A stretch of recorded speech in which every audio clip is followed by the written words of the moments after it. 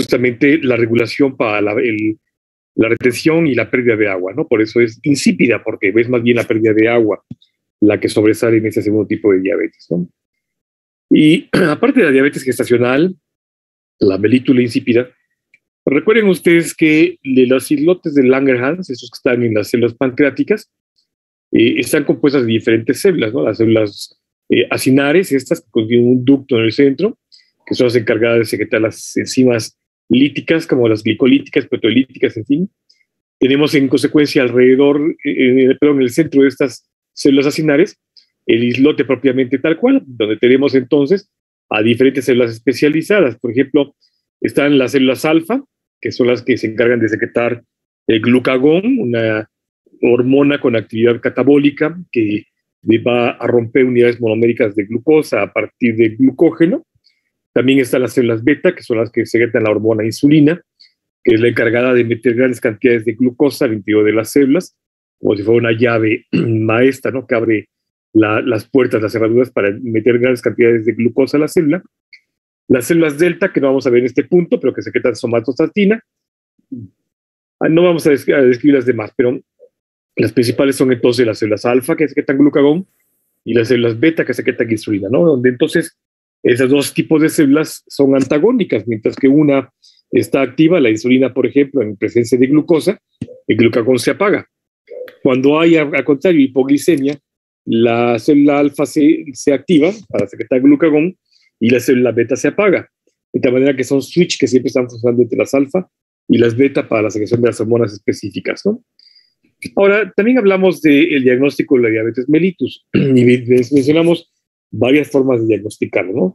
Conocimos que podría ser en una glucosa en ayuno, que es la forma más común en la que diagnosticamos la diabetes, una prueba de por lo menos 8 horas de ayuno, idealmente debe ser 12, en la que le pedimos al paciente que haga su última comida, por ejemplo, si vaya a las 7 de la mañana al laboratorio, que haga su última comida, su última cena a las 7, 8 de la noche, para que tenga alrededor de 8 a 10 horas de ayuno, 12 idealmente, ¿no? Sobre todo si van a cuantificar lípidos, es muy importante que sean 12 horas de ayuno. Pero para este caso, bueno, bastan con 8, ¿no? Entonces le pedimos que, por ejemplo, haga su última cena antes de las 12 de la noche para que a las 7, 8 de la mañana esté con las 8 horas de ayuno, ¿no?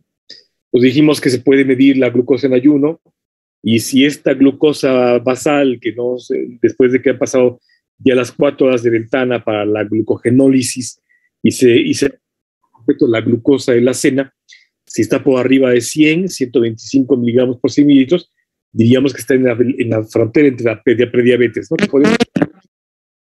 Mándeme. ¿Alguien dijo algo? Creo que fue un micrófono abierto. Ah, ok.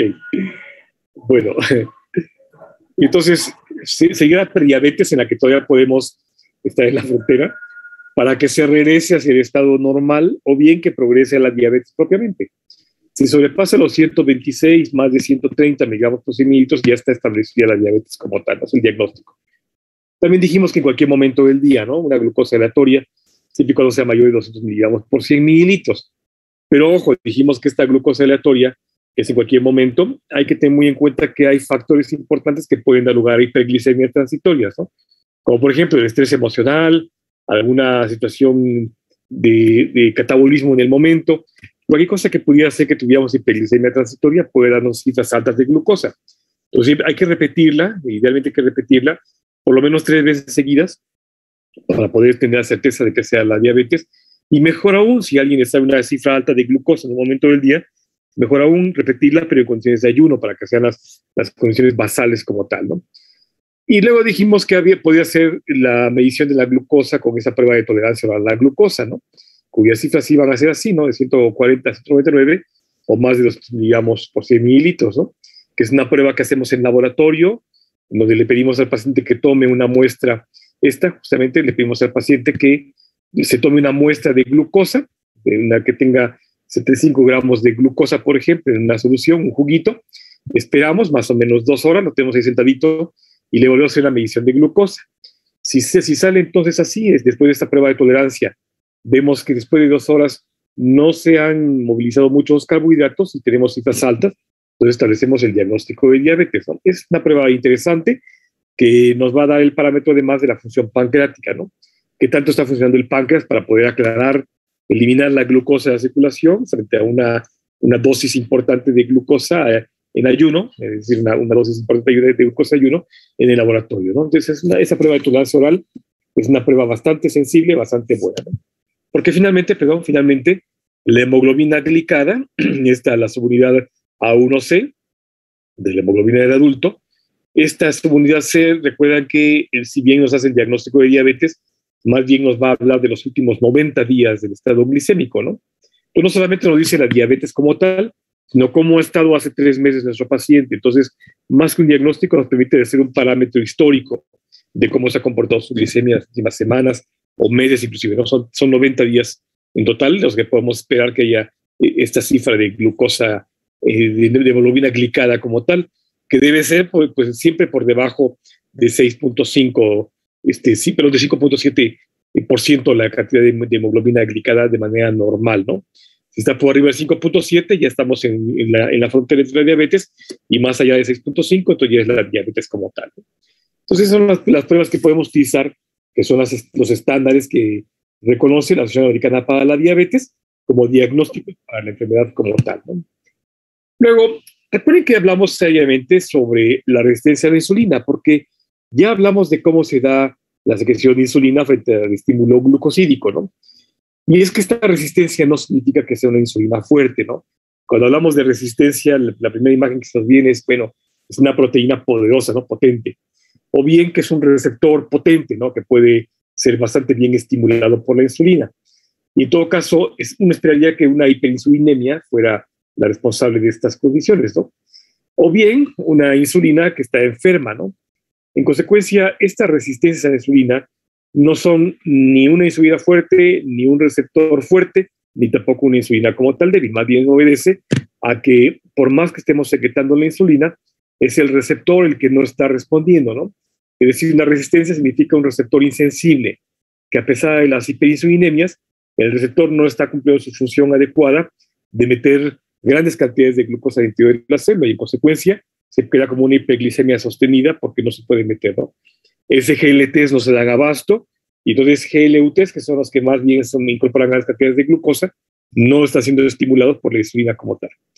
En fin, chicos, pues con esto terminamos el repaso total previo al examen, que por las actividades políticas de la facultad, pues tenemos que posponerlo para la próxima semana, pero con esto habríamos terminado ya el repaso de lo que viene en el examen, que si vieron ustedes, pues no está tan complicado ni viene tampoco nada que no hayamos visto, ¿de acuerdo? Entonces espero que nos pongamos de acuerdo para la próxima semana, organicen su agenda de exámenes, que yo sé que están en exámenes, ya estamos en la recta final, pues organicen su agenda, por favor, para planear el examen la próxima semana, y nos ponemos de acuerdo. ¿Dudas, chicos? No. Doctor, todo bien. Muy bien. Déjenme, voy a poner la pantalla. Entonces, una vez terminado el bloque el repaso, seguimos con los lípidos. Si no hay mayor pregunta ni comentario, seguimos con los lípidos. Y nos quedamos viendo la estructura del ciclopentano peridofenantreno, ¿no?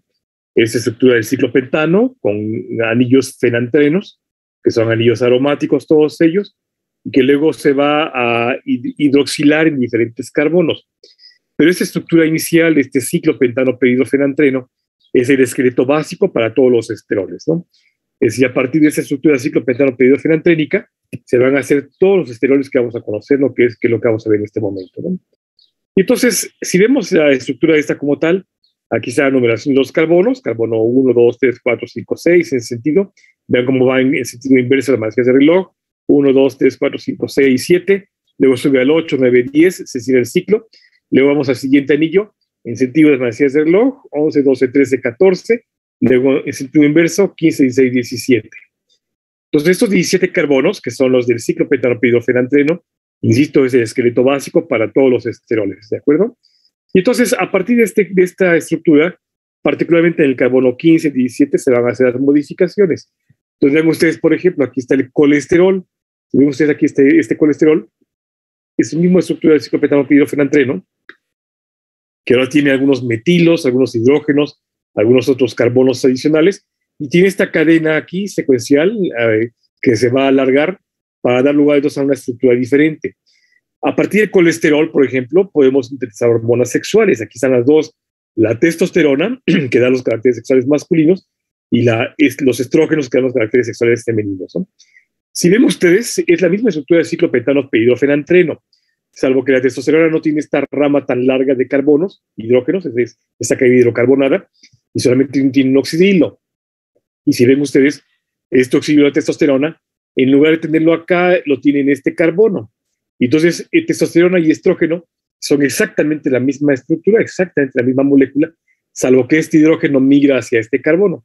Entonces, la única diferencia que nos hace entre un hombre y una mujer, la presencia de un hidrógeno en este carbono o en este carbono, da lugar a que sea o testosterona o estrógeno, ¿de acuerdo? El paso de uno a otro se llama aromatización y lo vamos a ver más adelante. Pero entonces, a partir de, insisto, de la estructura básica del ciclo pentano-pehidrofenantreno, los esteroles, por ejemplo, se forman entonces hormonas sexuales como la testosterona y los estrógenos. Y aquí está más claramente. Veamos, aquí está el colesterol, y entonces a partir del colesterol se forma, por ejemplo, pregnenolona, que es una hormona sexual femenina. Sí, esta da lugar a la progesterona, la misma estructura, nada más que vean cómo va cambiando aquí oxidilo, aquí cambia el oxígeno. Luego la progesterona da lugar a la testosterona por aromatización. Luego la testosterona, pues a los estrógenos como tal, igual el cambio, qué sé yo, del oxidilo al oxígeno acá y viceversa. Bien a androstenona, otra hormona sexual, a aldosterona.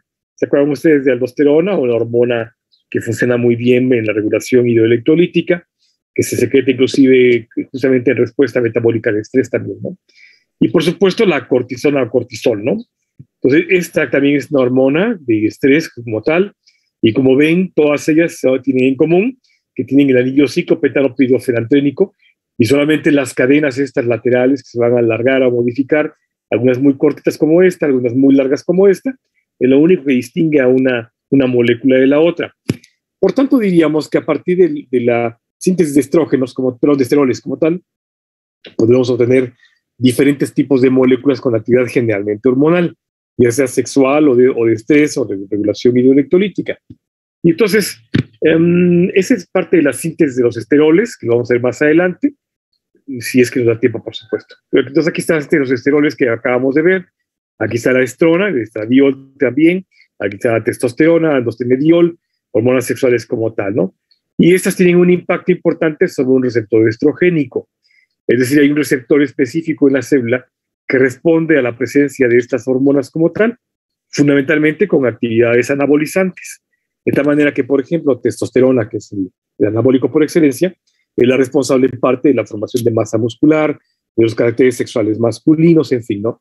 Los estrógenos igual tienen efectos tróficos sobre la mujer, particularmente el metabolismo de las grasas.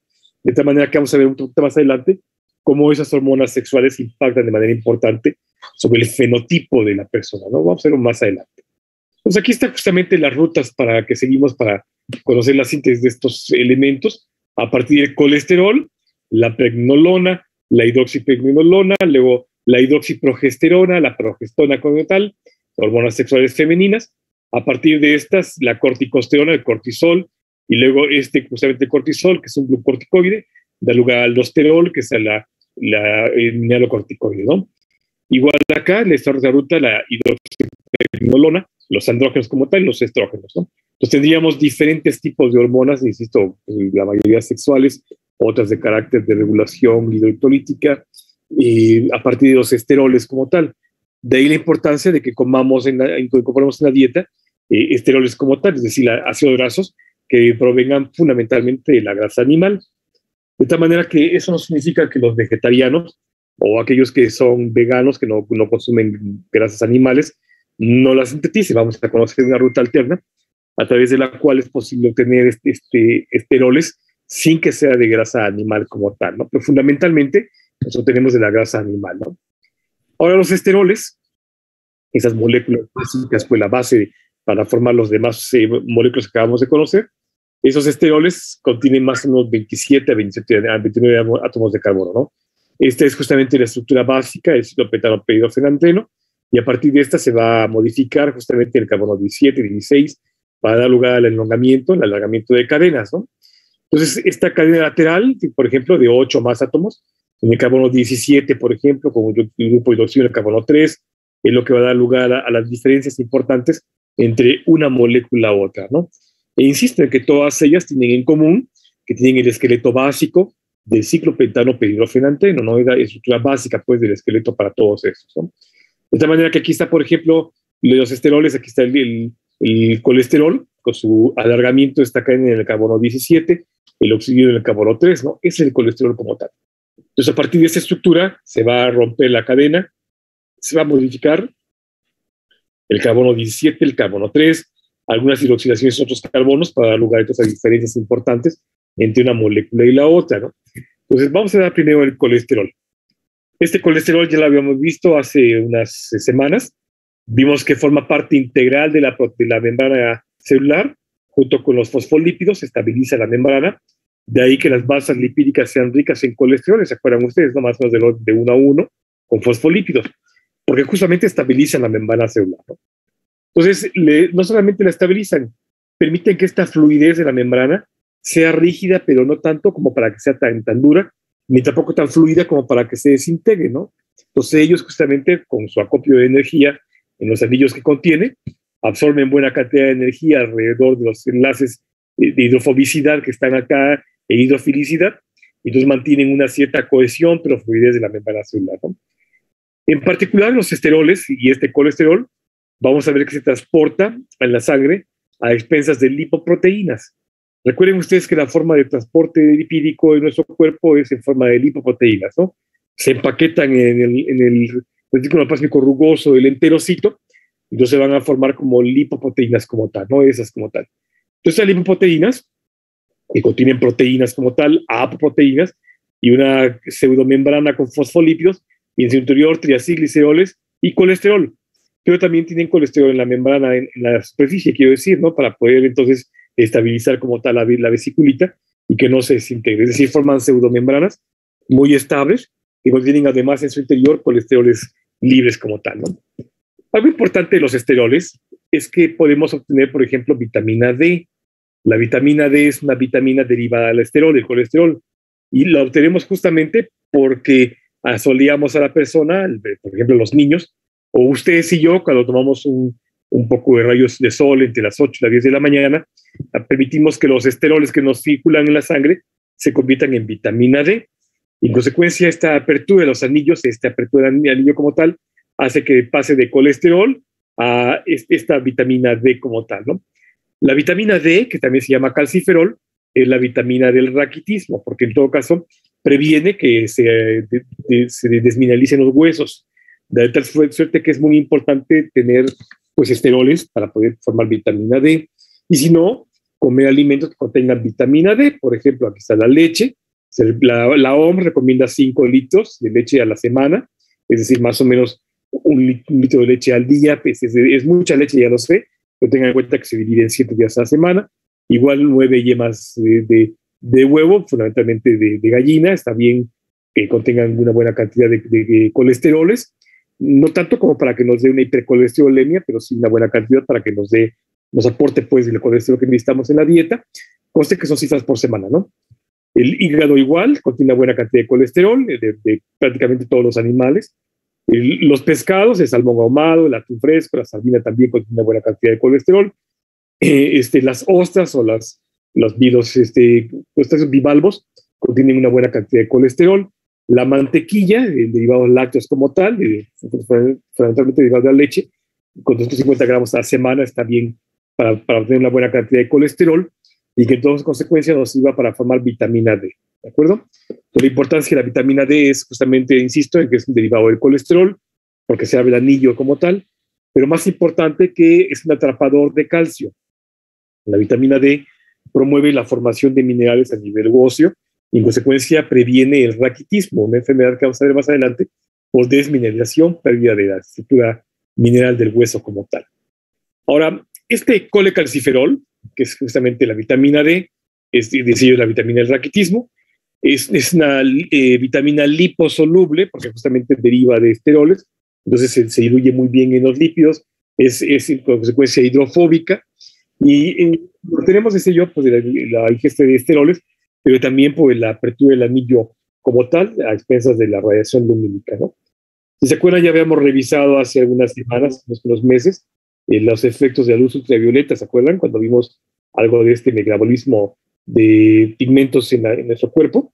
Hablamos de los pigmentos como tal biliares, ¿se acuerdan? Y vimos cómo diversos estudios habían demostrado que la radiación ultravioleta, fundamentalmente el azul, permite que se abran los anillos esteroles de los pigmentos biliares y en consecuencia le permitamos a los esteroles que se conviertan en vitamina D, que al recién nacido, por ejemplo, que tiene hiperbilirrubinemia al recién nacido, le va a evitar que se intoxique el cerebro y le va a permitir que se formen vitaminas que van a ayudarle a que forme sus huesos de forma adecuada, ¿no? Su crecimiento y desarrollo. Insisto que nosotros también, casi no lo hacemos los adultos, pensamos que son cosas para niños, pero deberíamos hacerlo también nosotros.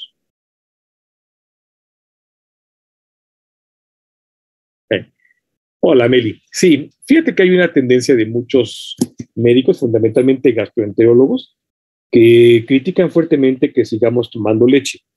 Dicen que somos el único mamífero que toma leche aún en edad adulta, cuando ya no lo necesitamos. Hay dos verdades en esto, ¿no? La primera es que sí es cierto, no necesitamos la leche como tal para nuestro adecuado desarrollo, como si fuéramos bebés, ¿no? Es decir, podríamos prescindir de la leche. Pero la otra verdad es que sí necesitamos lo que contiene la leche y si no tomamos leche, en consecuencia hay que comer derivados lácteos. De tal suerte que sí se recomienda seguir tomando leche, fundamentalmente por eso que estoy diciendo, ¿no? El aporte de vitaminas, minerales y particularmente el calcio que nos aporta la leche. Si alguien es intolerante a los lácteos o ya no puede tomar leche como tal, bueno, hay alternativas como tal, ¿no? Hay derivados lácteos que se pueden ingerir, las secreciones que se obtienen de vegetales, esos extractos de vegetales, mal llamados leches, porque no son leches como tal, como la leche de almendras, leche de otras cosas. No es leche como tal, sino que más son extractos, pero contienen una buena cantidad también de grasas importantes, aunque no se compara con la leche de mamíferos, ¿no? Y fíjate que la leche leche que tiene la mayor cantidad de nutrientes es la de cabra, es la que tiene la mayor cantidad de nutrientes. Pero lejos de la de cabra, pues la de los vacunos es bastante buena, las vacas, y si no, otros tipos de leches también. Irónicamente, ahora están hablando, por ejemplo, de leche de cucarachas. Y suena espantoso pensar que van a ordeñar cucarachas, ¿no? Pero la cucaracha tiene una secreción igual láctea, que parece una leche, pues es una secreción igual glandular, que contiene una buena cantidad de nutrientes. Entonces se cree que podría ser el alimento del futuro, ¿no? En el que no necesariamente hay que ordeñar cucarachas, pero sí por estimulación eléctrica se puede inducir que secreten este liquidito a través de unas glándulas que tienen en la parte ventral y en consecuencia se pudiera sintetizar algún tipo de lácteo cuando ya no se utilicen los lácteos de mamíferos, ¿no? Como las vacas. Pero en fin, entonces sí, Meli, desde yo sí se recomienda, sobre todo por los aportes nutrimentales que contiene, fundamentalmente de calcio y de esteroles, y si no es su defecto, pues derivados lácteos también es muy bueno. Insisto que es una tendencia reciente de muchos gastroenterólogos que están en contra de la dieta láctea en particular. Gracias, doctor. Sí, Adri, son bien sucias las cucarachas, pero fíjate que irónicamente las cucarachas nos tienen más asco a nosotros. Está demostrado que si una cucaracha nos toca, inmediatamente va a limpiarse, ¿no? Porque somos bien sucios para ellas. Entonces, las solemos ver como animalitos rastreros y muy sucios, pero la secreción que contiene en su vientre tiene una cantidad de nutrientes, pero sumamente grande. Entonces, por eso es que se ha hablado de que podría ser el alimento del futuro cuando las vacas escaseen o el calentamiento global nos obligue a tener que tener alimentos de otro tipo de animales, y particularmente granjas. Por ejemplo, se ha hablado de granjas de cucarachas, que es bien fácil, parece que las ponen en una superficie de metal y estimulan eléctricamente la superficie, y esa estimulación eléctrica, claro, de bajo rango, no me acuerdo exactamente cuántos hertz son, esta estimulación eléctrica hace que secreten una secreción glandular que se parece a la leche, pero que es altamente proteica, ¿no? Tiene un valor nutrimental muy alto. Entonces, que podría ser granjas de cucarachas en un futuro que podrían proveer de grandes cantidades de leche como tal, si no es que después las sintetizaremos de forma artificial, ¿no? Como ha pasado ahora con la insulina, por ejemplo, ¿no? que antes la obteníamos de humanos, pero con el advenimiento del VIH-Sida y con otros problemas que tuvimos con las proteínas y la sangre contaminada, pues ahora se hace insulina recombinante, ¿no? Se obliga a una bacteria como E. coli a que tenga el gen como tal de insulina humana y que ahora en adelante esa E. coli en cultivos pues secrete la insulina como tal, ¿no? Que eso podría ser que en un futuro tengamos la posibilidad de sintetizar algunos productos así nutrimentales importantes pues, en laboratorios, ¿no? Es decir, alimentos de laboratorio como tal, pero es el futuro, no sé en este punto, ¿de acuerdo? Bueno, de las hormonas esteroideas como tal, recuerden que todas ellas, por ser derivados lipídicos, derivados esteroideos, pues son hormonas liposolubles e hidrofóbicas, ¿no? Y dos de esas hormonas esteroideas como tal son la aldosterona, que es un mineralocorticoide, la progesterona, que es una hormona sexual, por supuesto el básico que es el colesterol, la testosterona y el estradiol, que son hormonas sexuales también, la masculina y la femenina, respectivamente, ¿no? Entonces estas hormonas como tal, aquí está mal, bien, no me había fijado que está mal, aquí está un hidrógeno de más.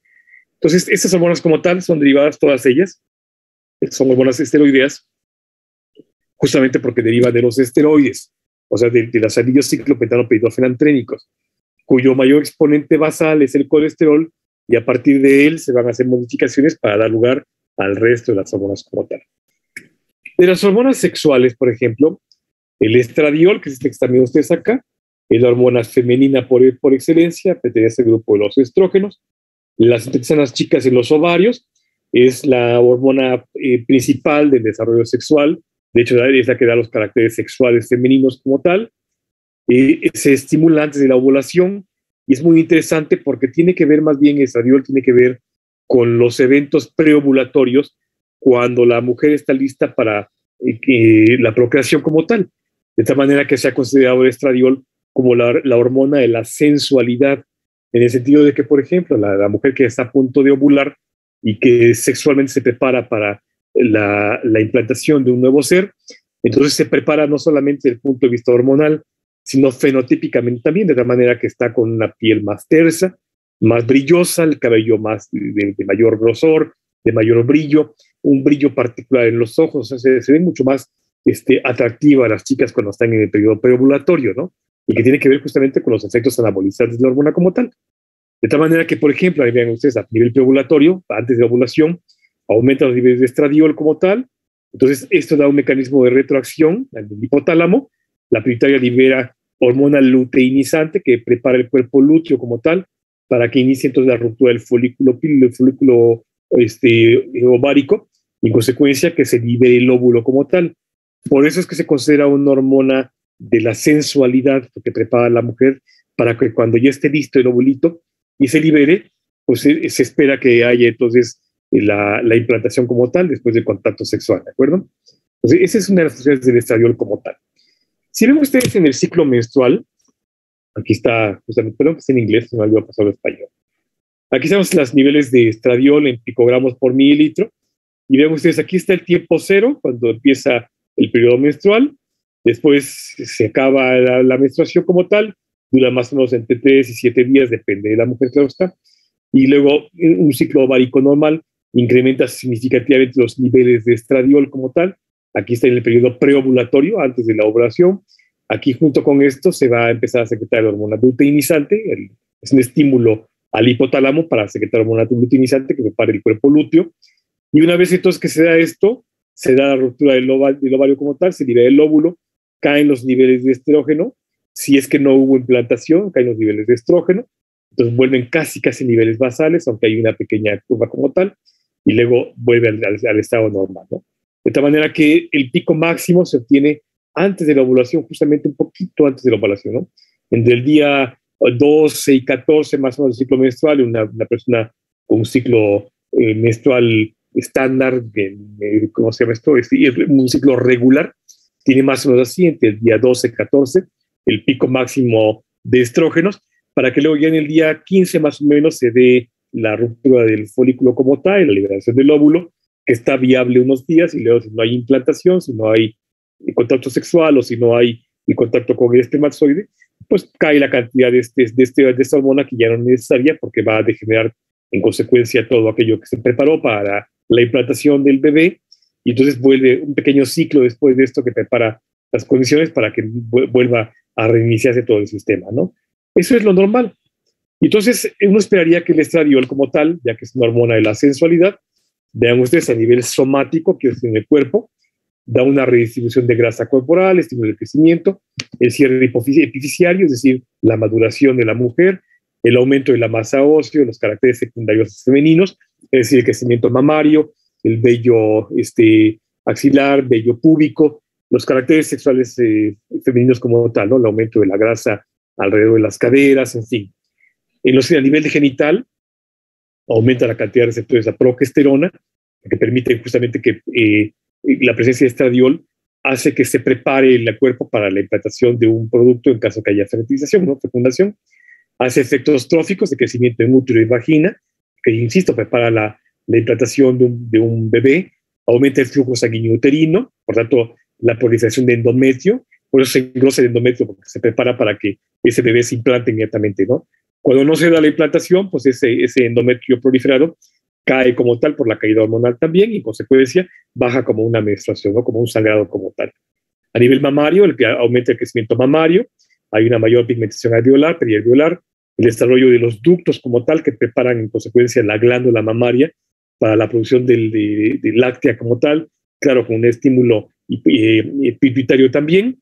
A nivel vascular hay una vasodilatación, esto hace que la mujer pues, se vea más turgente, con un tono de piel más brilloso, más vívido, que están con una cierta ligerísima vasodilatación periférica total, ¿no? A nivel metabólico aumenta HDL, que vamos a ver más adelante, el colesterol, y esto hace también que se prepare el hígado en consecuencia para la síntesis de membranas. Si está listo para formar membranas, significa que puede formar membranas, por ejemplo, fetales, ¿no? En consecuencia, está lista para la síntesis de un nuevo ser, ¿no? A nivel central hipofisiario aumenta la libido sexual, la estabilidad neuronal, la producción de sinapsis a nivel neuronal, por tanto la neurogénesis, regula un montón de hormonas, como por ejemplo, ahí está la hormona gonadotrópica, prolactina, que tiene que ver con la secreción láctea a nivel mamario, y en fin, vemos aquí a nivel de síntesis de proteínas también hepático, justamente con el HDL que decía yo, tiene un efecto positivo inmunomodulador, de ahí que durante este periodo, pues la mujer está en las mejores condiciones inmunológicas, justamente para resistir cualquier enfermedad y que no se vaya a enfermar cuando haya la implantación fetal, ¿no? Lamentablemente sí hace un efecto de retención de agua y de sal, particularmente en la fase preovulatoria. Entonces suele haber cierto edema en la mujer cuando está ovulando, ¿no? Un poquito de edema que sí se nota algo, y también pues una turgencia en la piel, ¿no?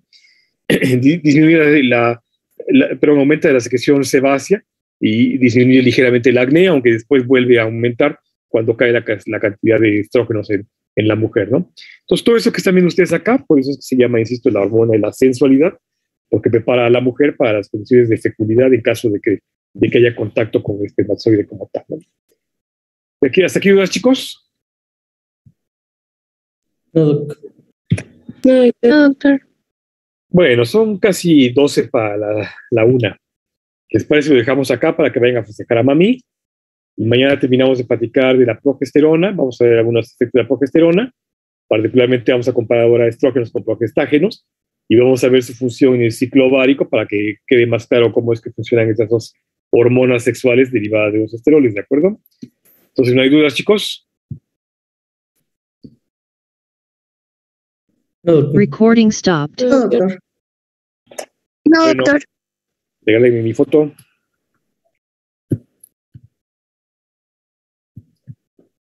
Hola, Gaby. Ya no estás de pelos. Hola, Juanito. Adri. Hola, José Luis. Hola, Jocelyn. Sí se conectó la niña. Va mi foto. Gracias, chicos. Nos vemos mañana, por favor. Cuídense mucho. Gracias, buen fin. Igualmente, doctor, gracias. Mañana, doctor, que tenga bonito día. Mañana. Doctor.